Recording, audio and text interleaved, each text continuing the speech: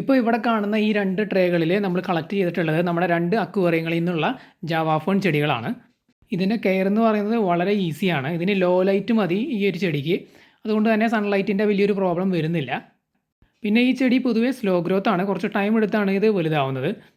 പിന്നെ ഈ ഒരു ചെടി സെറ്റ് ചെയ്യുന്ന സമയത്ത് നമ്മൾ ശ്രദ്ധിക്കേണ്ട ഒരു കാര്യം എന്താണെന്ന് വെച്ച് കഴിഞ്ഞാൽ, നമ്മൾ മണലിലോ ഗ്രാവലിലോ ആണ് സെറ്റ് ചെയ്യാനായിട്ട് ഉദ്ദേശിക്കുന്നതെങ്കിൽ ഇതിൻ്റെ റൈസോം അതിൻ്റെ ഉള്ളിലേക്ക് താഴ്ത്തി നമ്മൾ നടാനായിട്ട് പാടില്ല. റൈസോം എപ്പോഴും ഗ്രാവലിൻ്റെയോ അല്ലെങ്കിൽ മണലിൻ്റെയോ മുകളിൽ വേണം നിൽക്കാനായിട്ട്. വേര് മാത്രമേ ഈ ഒരു മണലിൻ്റെയും ഗ്രാവലിൻ്റെയും ഉള്ളിലേക്ക് നമ്മൾ വെച്ച് കൊടുക്കാനായിട്ട് പാടുള്ളൂ.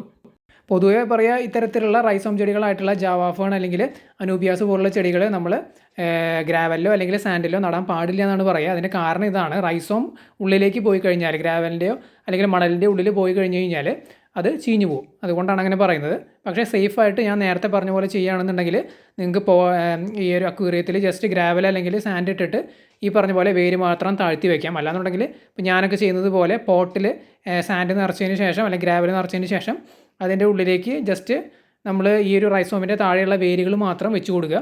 അപ്പോൾ അവിടെ അത് സ്റ്റേബിളായിട്ട് തന്നെ നിന്നോളും, ഫിക്സ്ഡ് ആയിട്ട് നിന്നോളും. നമ്മൾ മുമ്പ് ചെയ്ത വീഡിയോയ്ക്ക് പല ആൾക്കാരും കമൻറ്റ് ചെയ്തിട്ടുണ്ടായിരുന്നു, അതായത് എന്ത് ചെയ്തിട്ടും ജാവാ പിടിച്ച് കിട്ടുന്നില്ല എന്നുള്ളത്. അങ്ങനെ പിടിച്ച് കിട്ടാതിരിക്കാൻ മാത്രം പ്രോബ്ലമുള്ള ഒരു ചെടിയല്ല ഈ ഒരു ജാവാ. വളരെ ഈസിയാണ് ഇതിൻ്റെ കെയർ. ഞാൻ നേരത്തെ പറഞ്ഞതുപോലെ ലോ ലൈറ്റ് മതി. പിന്നെ ഇതിന് വേണ്ട ന്യൂട്രിയൻസും കാര്യങ്ങളൊക്കെയാണ്. അതിന് നമ്മൾ കുറച്ച് മീനുകളെ ഇട്ടിട്ട് അവർക്ക് ഫീഡ് ചെയ്താൽ മതി. അവരുടെ വേസ്റ്റും കാര്യങ്ങളൊക്കെ ഇത് വളമായിട്ട് യൂസ് ചെയ്തിട്ട് വലുതായിക്കോളും. പിന്നെ ഇത് കണ്ടില്ലേ, കുറേ ഉണ്ടായിട്ടുണ്ട് റീപ്രൊഡ്യൂസ് ചെയ്ത്. പക്ഷേ ഇതിൽ കൂടുതലും ചെറിയ ചെടികളാണ്. എന്തുകൊണ്ടാണെന്ന് വെച്ച് കഴിഞ്ഞാൽ ഈ ചെറിയ ചെടികൾ ഫ്ലോട്ട് ചെയ്ത് കിടന്നിട്ട് നല്ല രീതിയിൽ മൾട്ടിപ്ലൈ ആയി. അങ്ങനെ അക്വേറിയത്തിൻ്റെ ഉൾഭാഗം ഫുള്ളായിട്ട് നിറഞ്ഞു. അങ്ങനെ നിറഞ്ഞു കഴിഞ്ഞ് കഴിഞ്ഞാൽ പിന്നെ ഇത് വല്ലാതെ അങ്ങ് വലിയ സൈസിലേക്ക് ആവില്ല. കണ്ടില്ലേ, ഈ ഒരു സൈസിലൊക്കെ നിൽക്കും. വലിയ സൈസിലേക്ക് ഇത് നല്ല രീതിയിൽ വളരും. നല്ല വണ്ണത്തിൽ അതിൻ്റെ തണ്ട്, അതായത് റൈസോമൊക്കെ വലുതായി ഒരു വലിയ സൈസിലേക്ക് ഇത് വരും.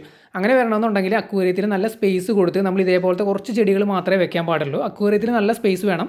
എന്നിട്ട് കുറച്ച് ചെടികൾ മാത്രം നമ്മൾ സെറ്റ് ചെയ്ത് കൊടുക്കുകയാണെന്നുണ്ടെങ്കിൽ ആ ഓരോ ചെടിയും വലിയ സൈസിലേക്ക് വലുതാവും.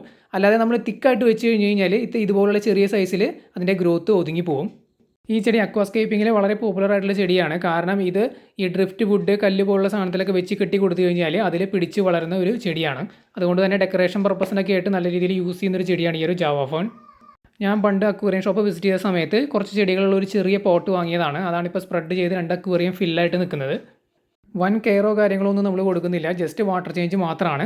ഇടയ്ക്ക് ഒരു വാട്ടർ ചേഞ്ച് കൊടുക്കും. പിന്നെ നമ്മളിതിലെ മീനുകൾക്ക് ഫീഡ് ചെയ്യാണ് ചെയ്യുന്നത്. മീനുകൾ നമ്മൾ ഇട്ടിരിക്കുന്നത് ആൽബിനോ ഫുൾ റെഡ് ഗപ്പികളാണ്. ഈ ഒരു ചെടി വളർത്താനായിട്ട് വളരെ ഈസി ആയിട്ടാണ് എനിക്ക് തോന്നിയിട്ടുള്ളത്. പക്ഷേ ഇത് വളർത്താൻ ശ്രമിച്ചിട്ട് നടക്കാത്തവരോട് എനിക്ക് പറയാനുള്ളത്, വാട്ടർ ക്വാളിറ്റി ചെക്ക് ചെയ്ത് നോക്കുക, അസിഡിക് ആണോ എന്നുള്ളത് വെള്ളം. പിന്നെ ഈ ചെടിക്ക് വേണ്ട ന്യൂട്രിയൻസ് കിട്ടുന്നുണ്ടോ എന്നുള്ളത് ചെക്ക് ചെയ്ത് നോക്കുക. അതുപോലെ തന്നെ ആവശ്യത്തിന് സൺലൈറ്റ്.